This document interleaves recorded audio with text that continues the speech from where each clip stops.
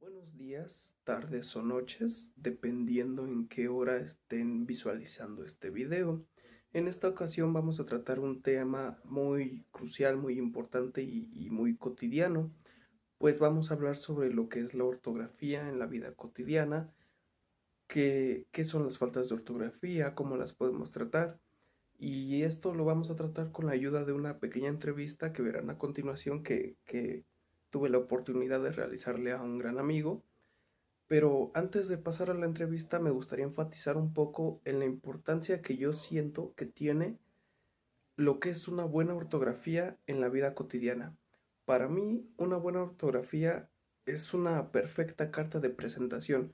Es súper importante para entrevistas de trabajo, para cualquier cosa que tú llegues a redactar. Tener una buena ortografía dice mucho de ti. Incluso a veces yo creo que las personas pueden llegar a pensar que cuando una persona tiene buena ortografía es que es una persona muy inteligente o muy estudiada y realmente no. El tener una buena ortografía no es algo muy complicado de lograr, de conseguir, pues esto se basa en reglas muy básicas y muy simples que lamentablemente no hemos tenido la oportunidad de practicar o de aprender correctamente. Pero entonces sí yo considero que el tener una buena ortografía te da una presentación, vaya, una presentación perfecta. O sea, es tu primera carta de presentación cuando tú vas y te entregas con un documento en donde te expreses para un trabajo, por ejemplo. Te puede dar muchas oportunidades. Incluso yo creo, considero que, que si, por ejemplo, tú vas a una misma entrevista de trabajo y va otra persona, incluso si esa persona pueda llegar a tener más estudios o incluso, digamos, sea un poco más inteligente que tú, si tú tienes mejor ortografía que esa persona, te aseguro que te van a tener más en consideración a ti que a esa persona. ¿Por qué? Porque tú tienes una buena ortografía y esto es fundamental para, pues, que tú puedas tener un mejor desempeño o eso es lo que consideran ciertos lugares, ciertas empresas. Entonces, para mí, el tener una buena ortografía es fundamental en la vida cotidiana y realmente no es muy difícil de conseguir. Pues bueno, con esto aclarado, me gustaría que procediéramos a revisar la entrevista que realicé. Bueno, a continuación procederemos con la entrevista, esta vez con la ayuda de un gran amigo, un gran conocido desde hace ya varios años, Enrique González. Enrique, ¿cómo te encuentras hoy? Muy bien, gracias. ¿Y usted, señor?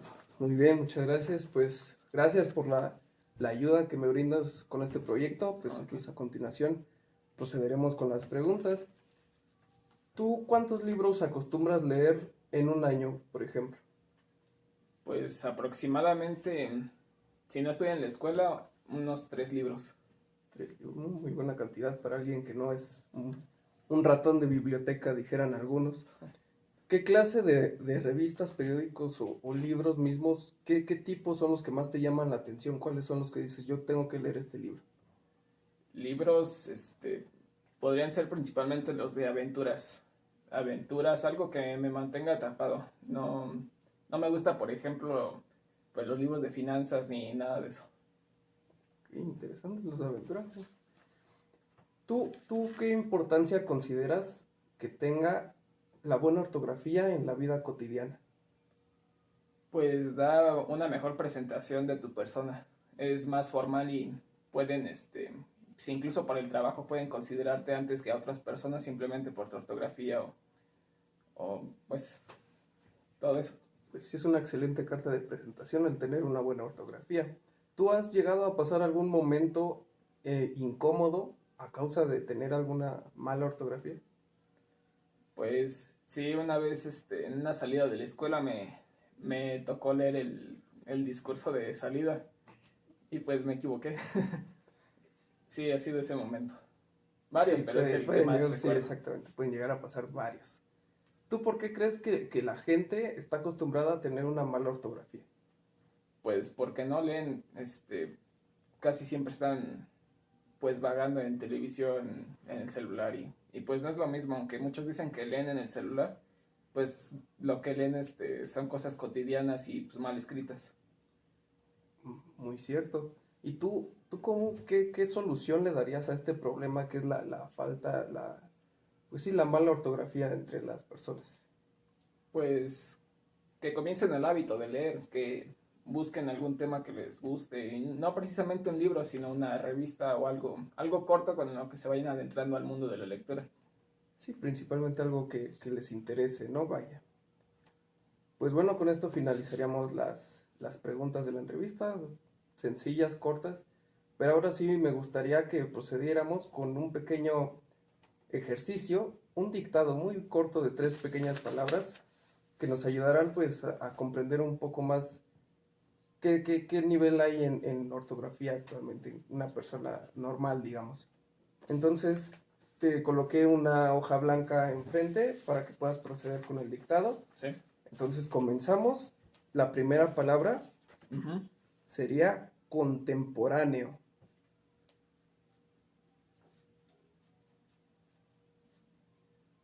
Listo. Ok, entonces la siguiente sería mercantil.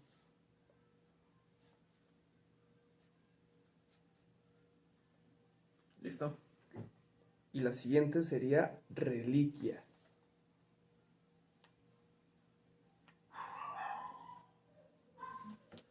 Ahora, con esas 3 palabras que ya tienes escritas, nada más me gustaría que pudieras separarlas por sílabas y ya después, posteriormente, revisaremos las palabras para verificar que estén bien escritas y el por qué se escriben de esa manera.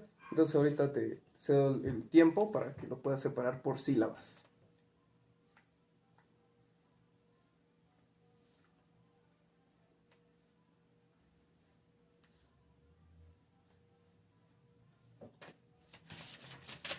Tienes. Entonces, revisamos. Contemporáneo, acento en la A, bien dividido, está bien. Mercantil, muy bien, sin acento. Y reliquia, también muy bien, sin acento. Hay muchas personas que se llegan a confundir por el hecho de escuchar la palabra mercantil. La I suena más fuerte, pues la I lleva acento, pero no siempre es el caso. Y esto es por diferentes reglas. ¿Tú estás familiarizado un poco con este tipo de reglas? No mucho.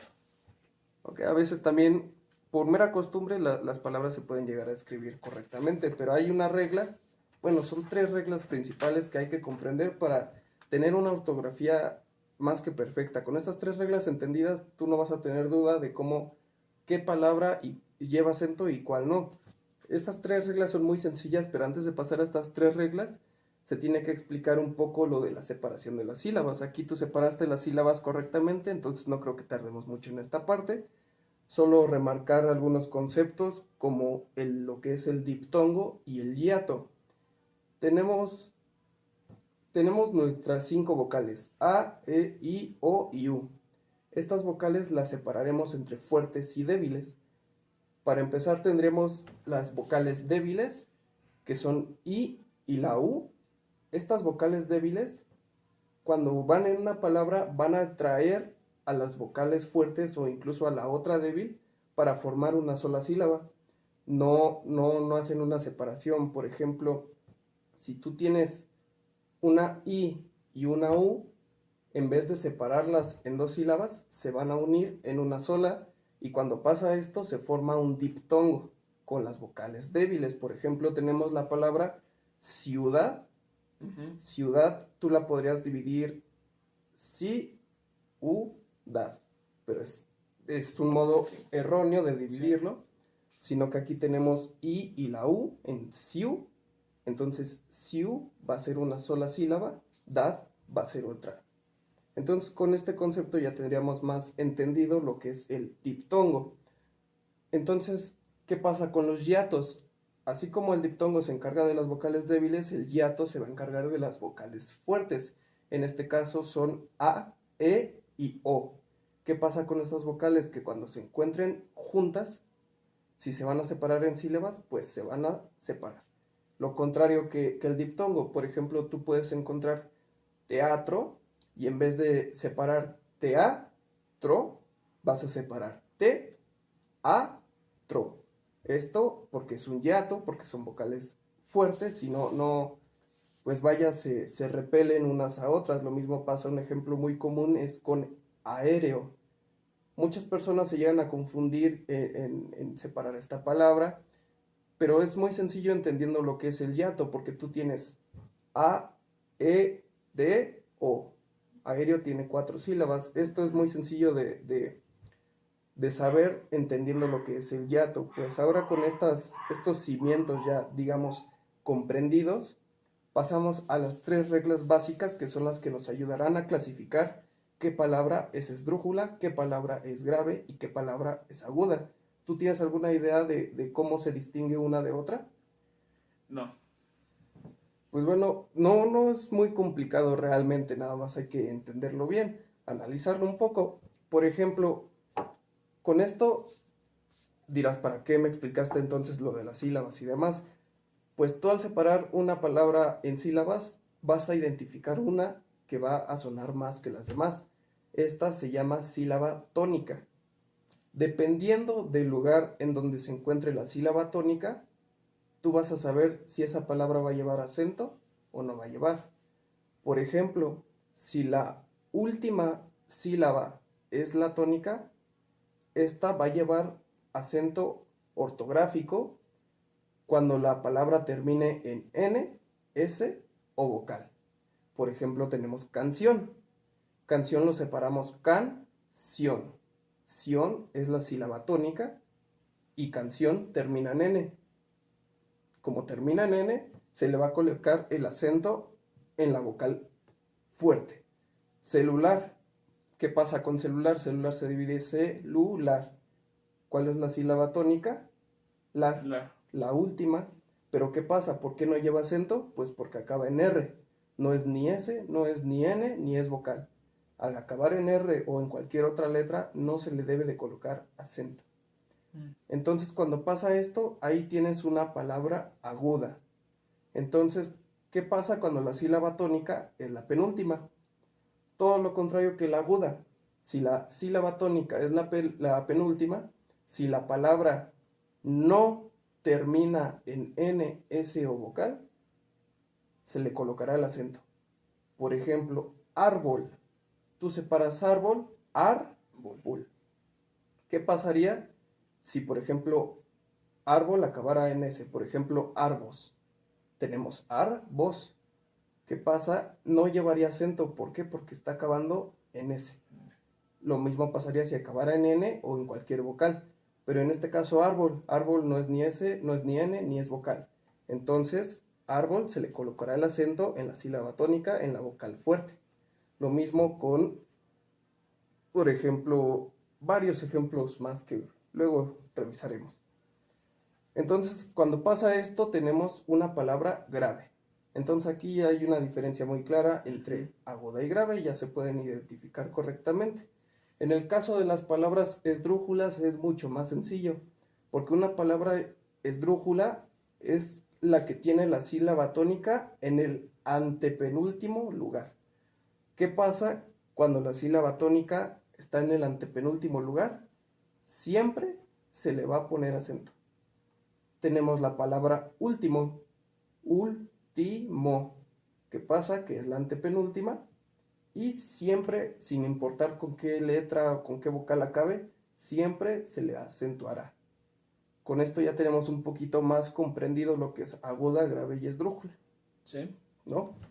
Entonces ahora sí, nada más con el primer ejercicio que hicimos, a ver si puedes identificar cuál de estas 3 palabras es aguda, cuál es grave y cuál es esdrújula.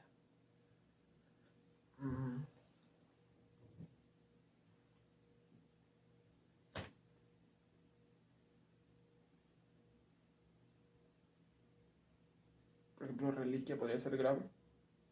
Reliquia. Exactamente, porque la sílaba tónica es li, que es la penúltima. Mercantil, yo diría que es aguda. Exactamente. Porque el último era... La sílaba tónica es la última, que es til. Y